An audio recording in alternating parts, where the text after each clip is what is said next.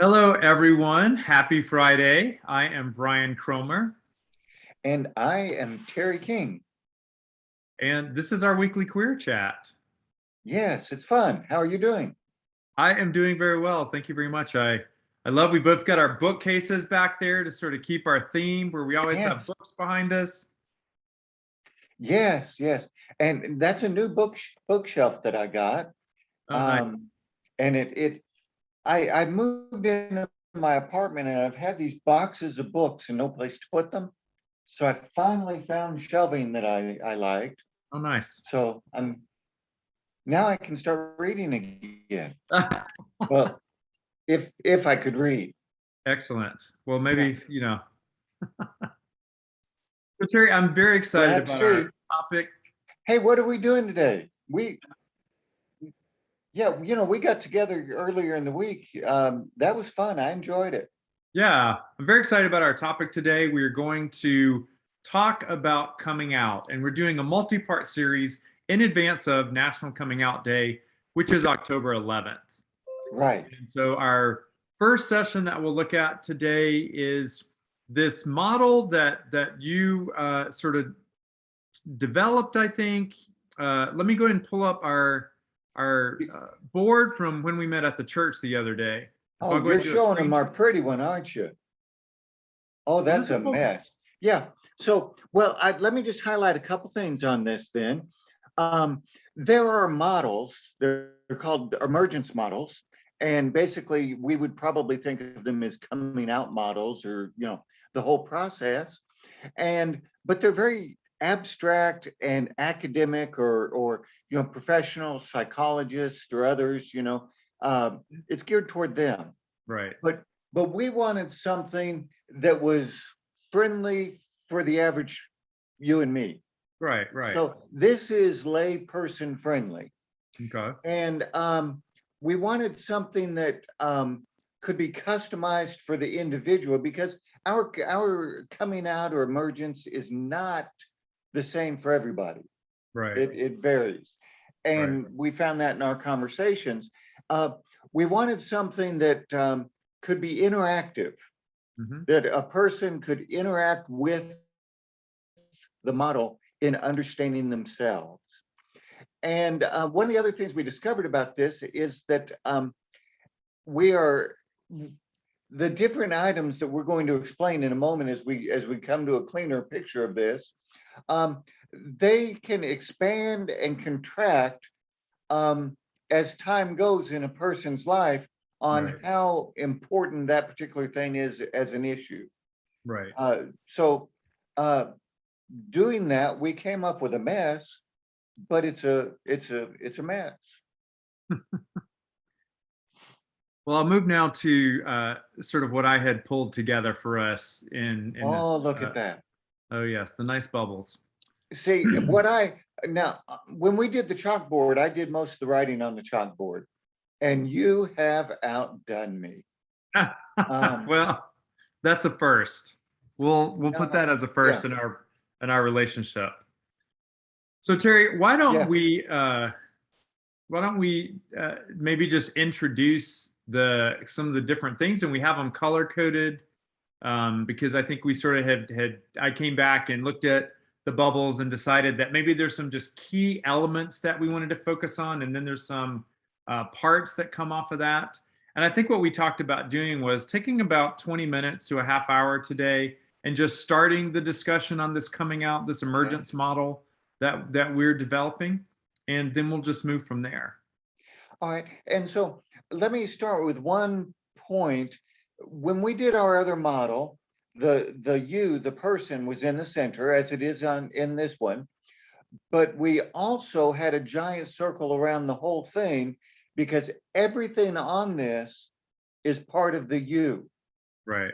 And so it's not like you and this thing outside yourself or this thing foreign to yourself or this thing distinct from who you are. Every bit of this is a part of who we are. Right. Oh, good work with the mouse there, friend. Um, so, but what that means is as we start, we look at the you. Oh, that's Right. good. We could get to get jobs on game shows, There you showing go. the prize, the new car. Hey, the Yep. prize we're offering is better than a new car. It's Right. self-knowledge. Yep. But yes, so the most important thing on this chart and the governing thing on the chart is the person, you, the individual. And the processes that we talk about, they don't govern the person. Right. The person doesn't have to change themselves to fit these processes. So it's Right. not like they have to say, well, what am I supposed to do first? What am I supposed to do next? It's Right. really, where are you now? Yeah, and I And think where would that's you really like to go? important. As we were looking at this, we didn't really see this as more of a how-to, like you need to check all these boxes in order to come out, Right. or really this was just sort of our personal experiences, and we said here's some considerations and things that we went through, and I hope as we sort of lay this out that we'll Yes. get some feedback from others in the group, and I hope that we revise this and that it's something that is sort of a living, growing uh, chart that will be useful for people as they sort of process their own coming out experiences. I Yes. was thinking this It- morning. oh, go ahead. Uh, I was thinking this morning about how we coming out is people talk about, well, I came out to my parents, I came out to so and so, and we talk about it a lot of times in those big moments in life. But I was thinking about how I have to come out almost every single day in different ways. Like Yes. if Me if too. I run into someone, that has not met my husband, or my other guy, my You're guys, then married?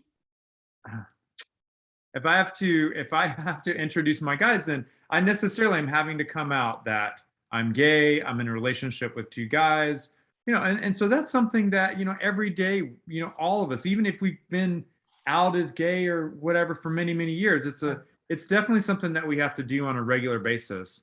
So Do this we is get something to, I'm thinking about all the time. yes, do we get to ask you inappropriate questions about how that whole relationship works? We can have a whole discussion on sexual ethics and polyamory and on a different topic. So if you have any Okay, questions, just hold on to those hold in on to it. here, and Yeah. we'll talk about Well, that one day. yeah. Now, something that you said that's very important to this, I agree. This is a very good initial model, but you said that we drew upon our own experiences as we made this, and other models, the more professional academic ones, Mhm. they are made by people who, to my knowledge, are not part of our community, but Mhm. they're concerned and they care, Right. and they're allies, I guess you would say, to my knowledge.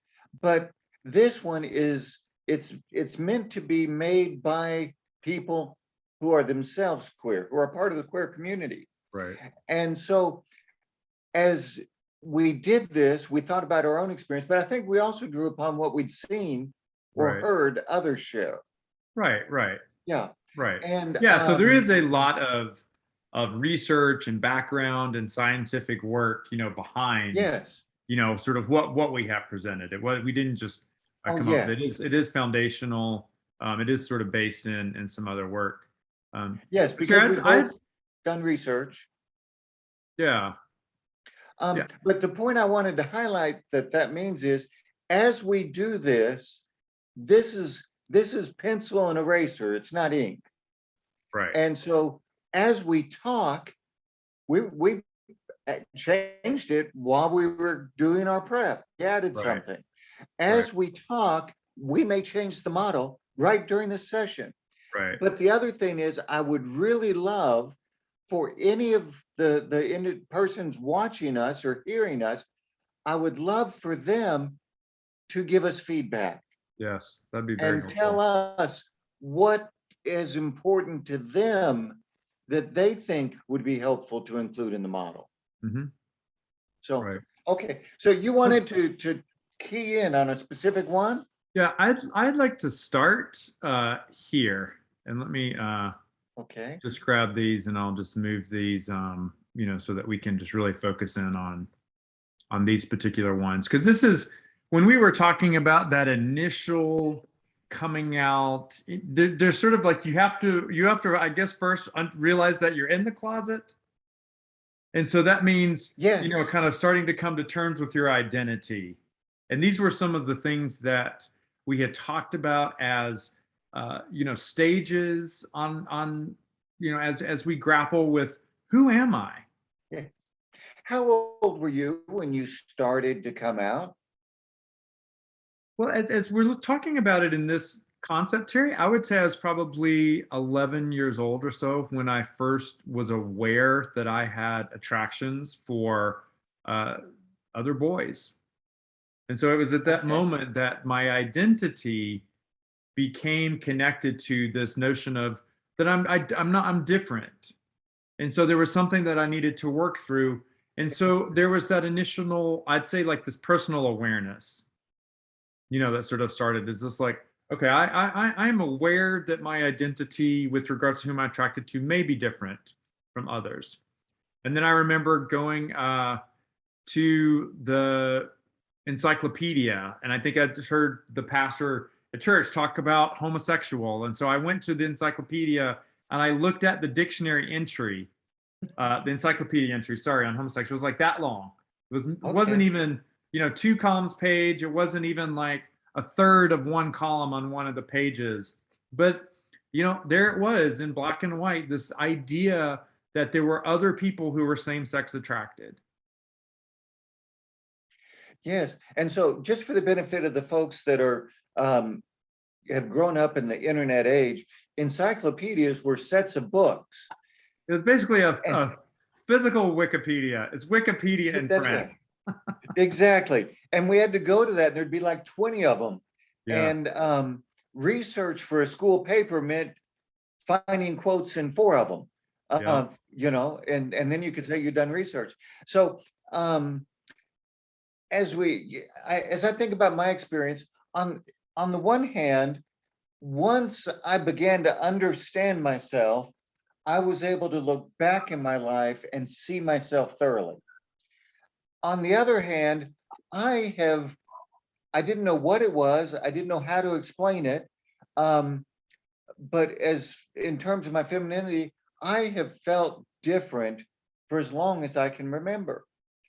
But I didn't really start acting out on those differences until my adulthood, and I didn't start exploring them and voicing them to myself and anybody else until I was in my mid 50s.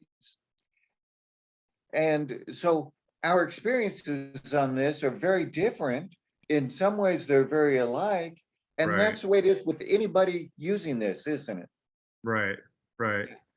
Yeah. So, And I guess it sounds like in some contexts, you may be aware of this concept of gay or concept of transgender without really sort of knowing that you yourself are part of that. Because I think it's so much like you were saying, we're in an internet age, and those concepts are out there. People know about that. Whereas I think for you and me, we had that same experience of we just knew our identity was different, but we didn't know why, and we didn't know how, and we didn't have any, and probably any words, to yeah, put on that as to what we were experiencing, what we were feeling.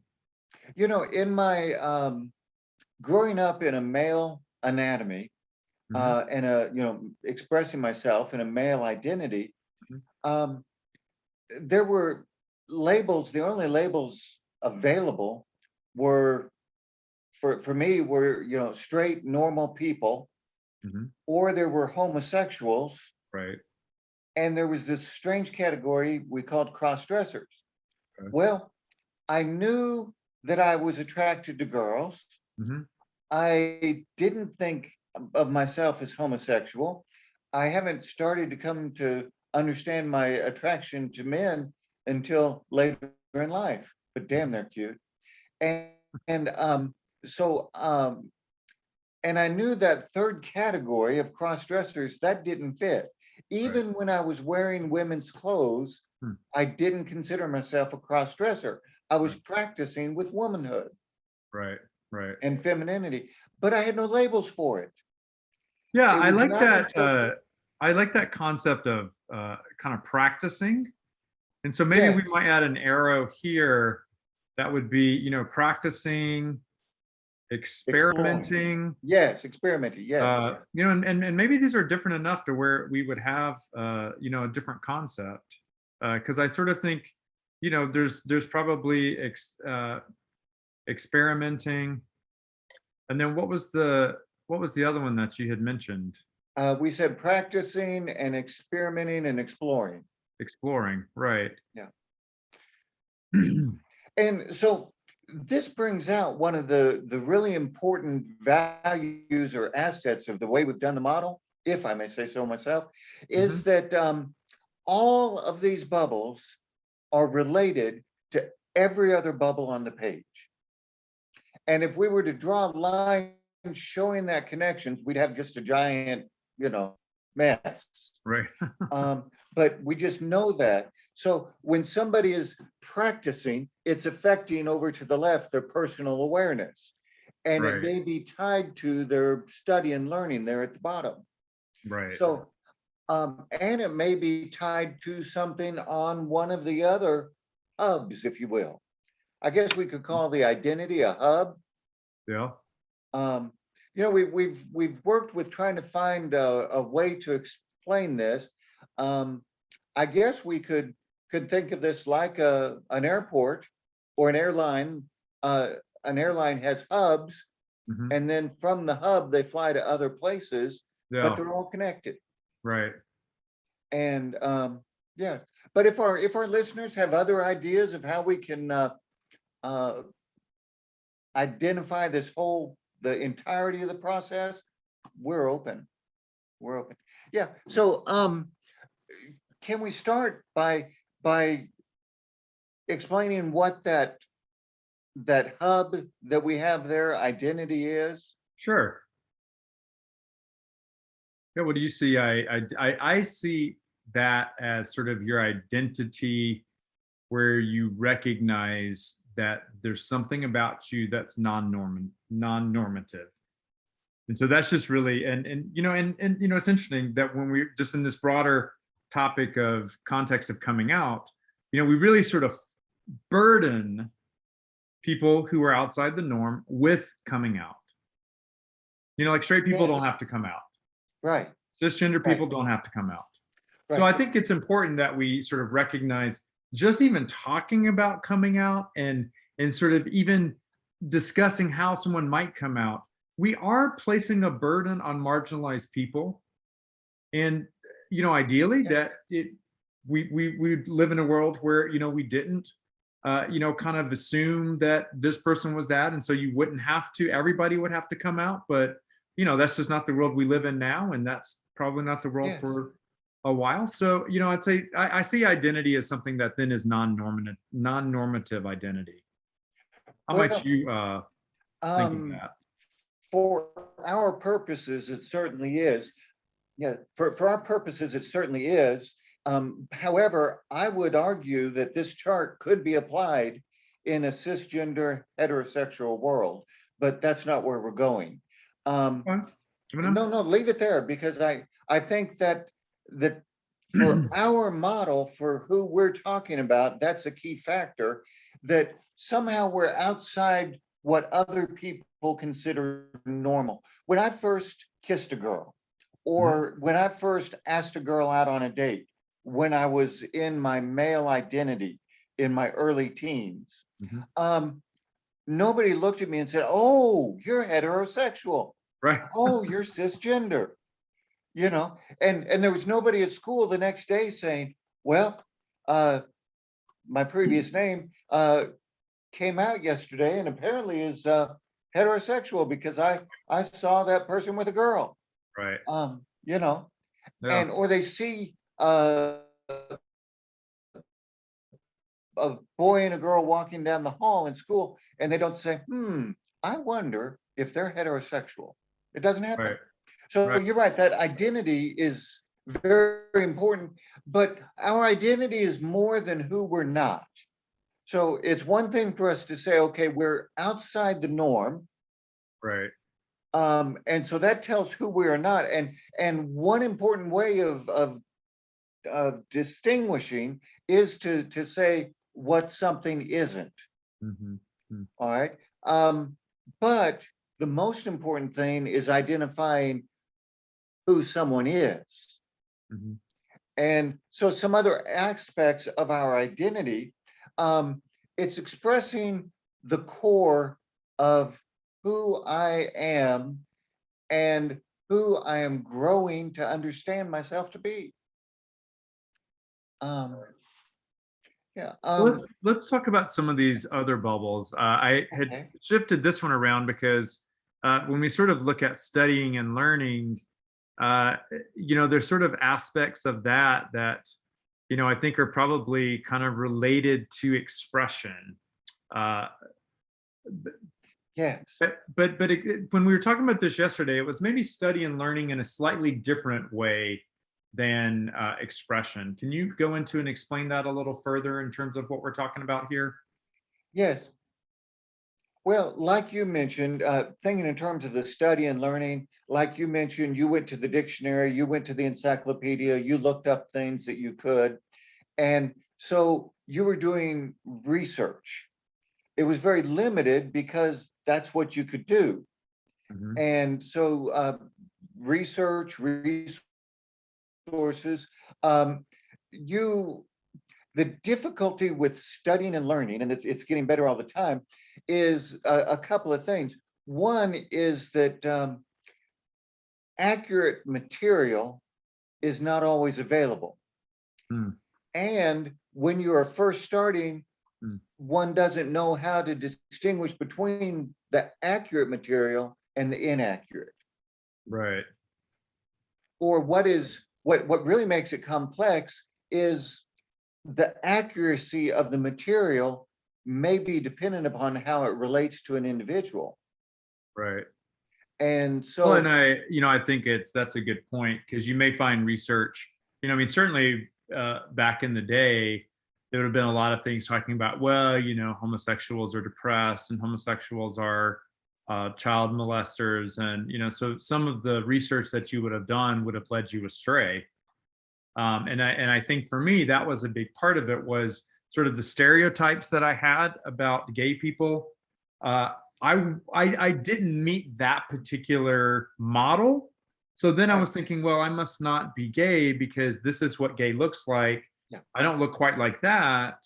And I think that really sort of affects your ability really to proceed and to move further in your research towards your identity. yes, a boy who doesn't do glitter can still be gay. No, I'm gonna draw a hard line there though. Oh, come on now. I think every Glitter is year it. pride isn't complete unless I've kissed a gay boy with glitter. There you go. Now I'll kiss him on the cheek. Yep. I'm not propositioning. But so with what you're saying, whether it's a positive or a negative, correct or incorrect, uh, piece of information that we're looking at, it still is drawing us further away from our identity. And so if it says, for example, that homosexuals are sex perverts, that's a Mhm. negative thing.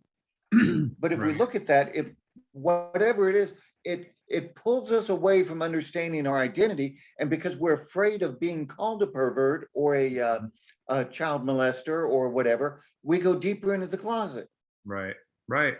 So you know, it just it can scare us further away from who we really are. Right. So yes, stereotypes. That's a good good way to identify that.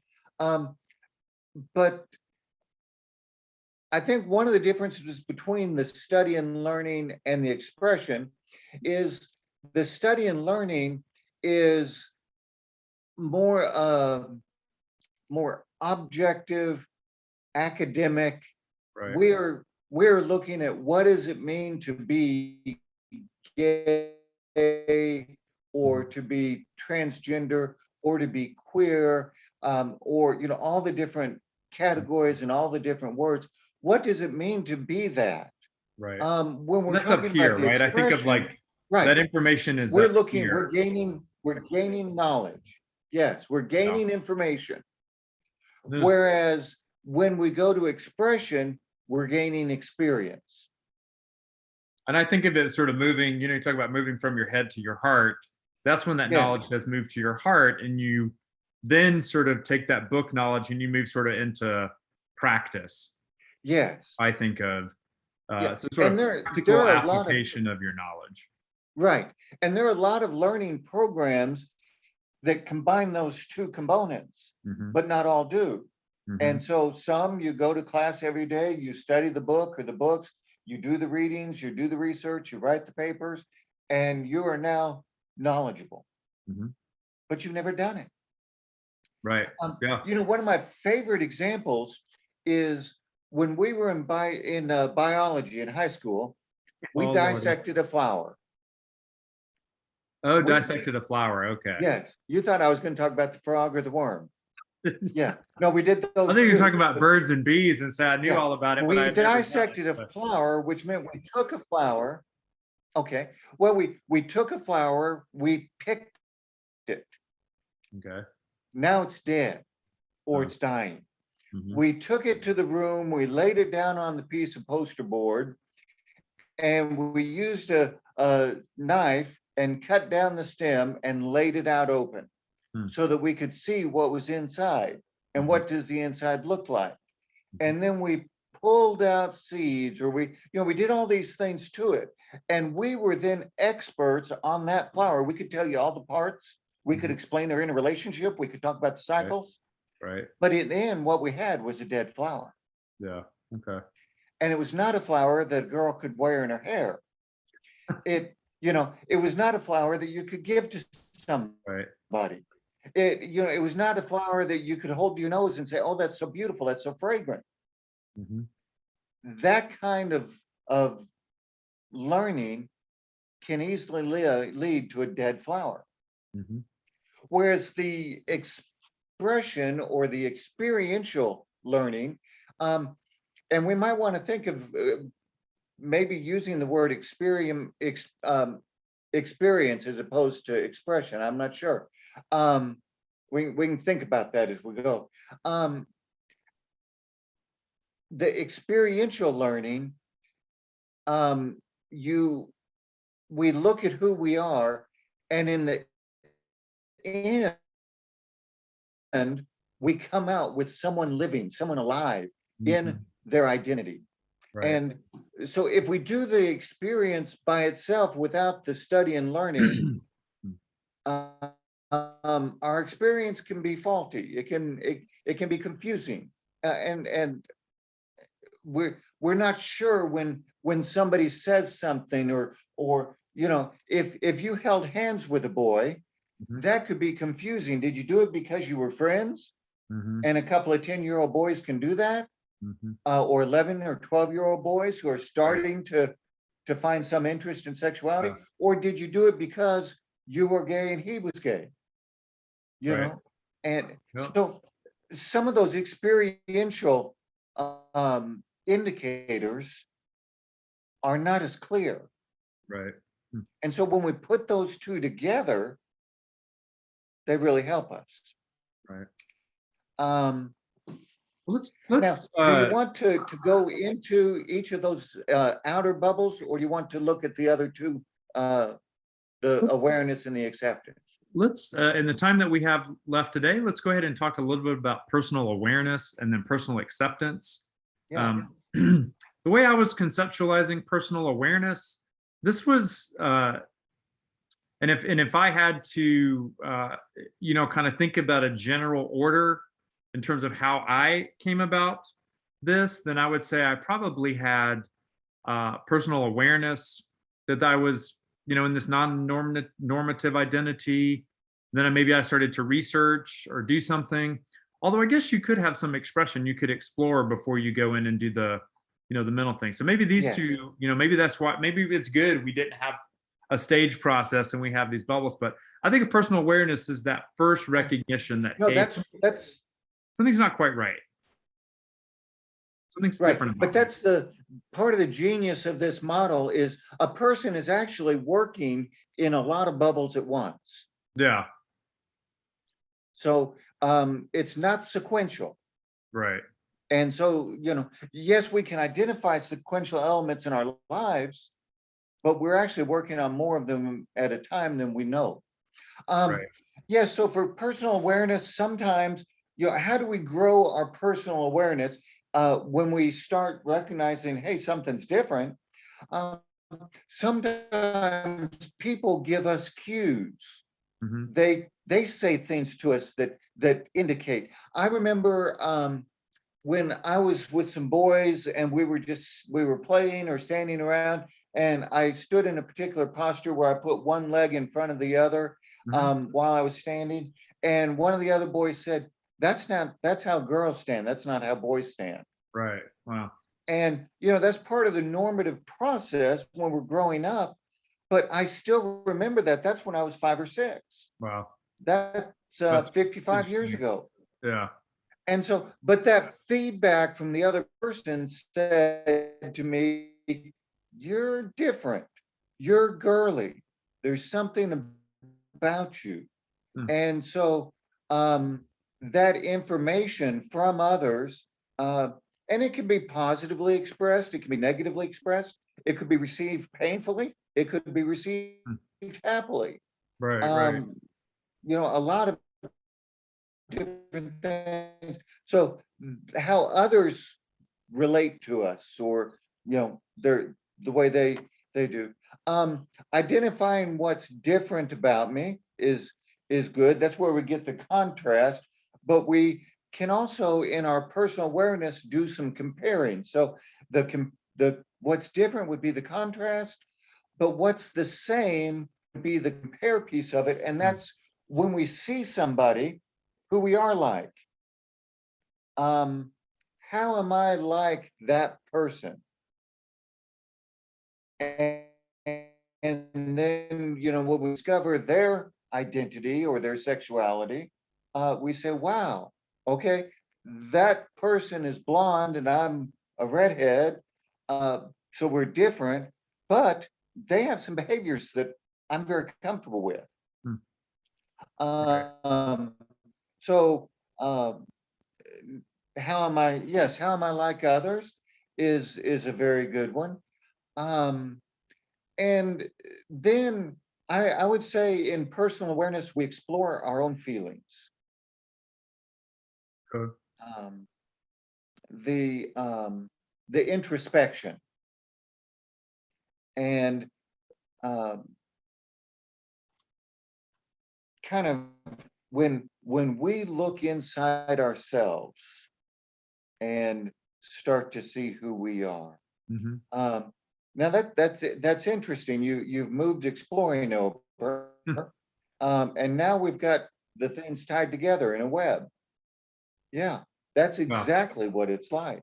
Yeah. Yes, it's all tied together. Every circle is tied to every other circle, So I could and even, we're in doing. the end, we could just say, we could do that. Yes. Oh, there. See, there you go. Now that could be slide number 2. Right. Right. Okay, but that is hard to work with, isn't it? Right. Right. Right. So we break it down to make it easier to work with. Yeah. Right. Um, so what else do you see as a part of personal awareness? Uh, I, I think there's sort of that initial level of noticing something, right? Mhm. And then there's the second element of reaction to that. And so that's then where, maybe our personal acceptance. I might modify this and talk about, uh, not we sort of our reaction to our identity. And Yeah. eventually it may be acceptance, but initially it may be negative. Okay. Yes, you're right. So, uh, okay. And so you could put two two hubs coming out of that: acceptance or uh, self-rejection, um, or we could Confusion. put uncertainty. Oh, yeah. Okay. Okay. Yeah, we were both going the same way. Yeah, I'll put uncertainty too. See, I would put uncertainty tied to reaction, and I would make confusion come off of uncertainty. Okay. So you're going to be very like impressed with my skills on using this particular program, I feel, by the end. I'm Right? already impressed, darling. I bow down before you. You saw what I could do. That chalkboard was me. It was perfect. And so that's what's, I don't know if everybody knows this, but I have ideas and he has abilities. And I don't know if that's now quite accurate. Brian has ideas as well, and I have abilities as well. But you see it. Yes, so we can have negative or positive, if you wanted to say it that way. Yeah. Yeah, and then I think uncertainty sort of neither negative so nor when we, positive. that's correct. That's correct. So under positive, we can put acceptance. We can put self-growth. We can put self-understanding. But we can also put